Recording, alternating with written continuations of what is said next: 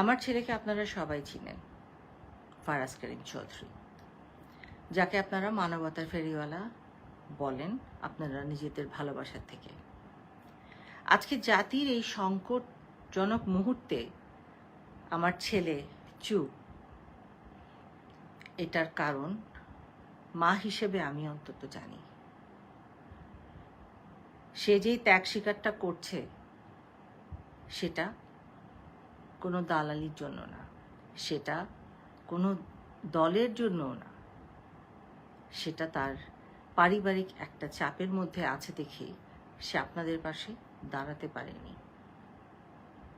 কিন্তু সে মন প্রাণ দিয়ে যতটুক পারছে কাজ করে যাচ্ছে, চেষ্টা করছে। মনটা অনেক নরম, সে মানুষকে অনেক ভালোবাসে। আজকে আপনাদের পাশে সে হয়তো সশরীরে নাই, কিন্তু মন প্রাণ হৃদয় জুড়ে সে আপনাদের সাথে। আমি আমার ছেলে হয়ে আমি লজ্জিত, আমি আজকে লজ্জিত বলছি নিজেকে, মা হিসেবে আমি লজ্জিত আপনাদের সন্তানকে সাথে আমার ছেলেকে পাঠাতে পারিনি। আমি আজকে প্রথমবারের মতো আমার ছেলের সাথে আপনাদের সামনে এসে দাঁড়িয়েছি, একজন অপরাধী মা। সেই সব মায়ের আমি অপরাধী যে যারা তাদের সন্তান হারিয়েছেন।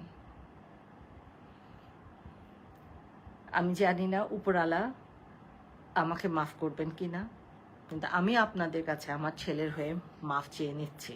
আপনাদের কাছে আমি করজোড়ে মাফ চাচ্ছি।